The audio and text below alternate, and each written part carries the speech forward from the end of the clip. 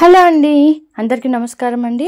వారాహిదేవి నవరాత్రుల్లో 7వ రోజు మనకి అమ్మవారి తిథి అలంకరణ, మన నైవేద్యం సమర్పించాలి, పూజ ఏ సమయంలో చేసుకోవాలి, ఈరోజు అమ్మవారికి మనం ఏ దీపం పెడితే ఏ ఫలితం ఉంటుందో మనమైతే వీడియోలో తెలుసుకుందామండి. మనకి తిథి ఎప్పటి నుంచి ఎప్పటి వరకు ఉంటుంది, పూజ సమయం కూడా అన్నీ మనం ఈ వీడియోలో తెలుసుకుందామండి. రోజు నేను వారాహిదేవి అమ్మవారి గురించి ఒక వీడియో పెడుతున్నానండి. మీరు ఇంకా నా ఛానల్ని సబ్స్క్రైబ్ చేసుకోకపోతే సబ్స్క్రైబ్ చేసుకోండి. మీకు కానీ వీడియో నచ్చితే ఒక లైక్ చేయండి, షేర్ కూడా చేయండి. వారాహి నవరాత్రుల్లో 7వ రోజు అండి.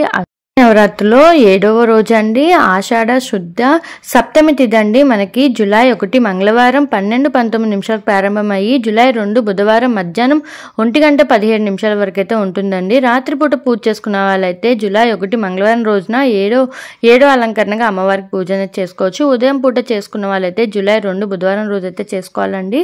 ఆ రోజు అమ్మవారు మనకి శాకాంబరి దేవిగా అయితే దర్శనమిస్తారు. అమ్మవారికి నైవేద్యం వచ్చేసి కడంబం, శాకాన్నం నైవేద్యం అయితే సమర్పించాల్సి ఉంటుందండి. అదే అమ్మవారికి 7వ అలంకరణ అనమాట. ఆ రోజు అమ్మవారికి మనకి సప్తమి తిథిలో అమ్మవారు శాకాంబరి దేవిగా అయితే దర్శనమిస్తారు. కాళరాత్రి దేవిగా కూడా దర్శనమిస్తారండి. నవదుర్గలుగా పూజించే వాళ్ళకి అమ్మవారు పూజించే వాళ్ళు, అష్టమాతృకలు పూజ చేసేవారు, వారాహి దేవిగా పూజించే వారికి ప్రతిరోజు ఏ అలంకరణలో ఇక్కడైతే స్క్రీన్ లో కనిపిస్తుందండి.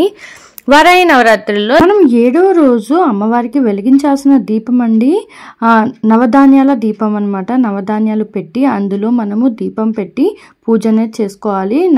నవదోష ఏమైనా ఉంటే అవన్నీ తొలగిపోతాయని చెప్తారు అండి. ఈరోజు వీడియో మనకి 7వ రోజు అమ్మవారికి తిథి అలంకరణ, నైవేద్యం, పూజ సమయం, ఏ దీపం పెట్టాలో తెలుసుకున్నారు కదా. ఇలాగే నేను ప్రతిరోజు వీడియో అయితే అప్లోడ్ చేస్తానండి. నా ఛానల్ని సబ్స్క్రైబ్ చేసుకోండి. ఇంకా మీకు కానీ ఈ వీడియో నచ్చితే ఒక లైక్ కూడా చేయండి, మీ ఫ్రెండ్స్కి షేర్ కూడా చేయండి. థ్యాంక్స్ ఫర్ వాచింగ్ అండి. బాయ్.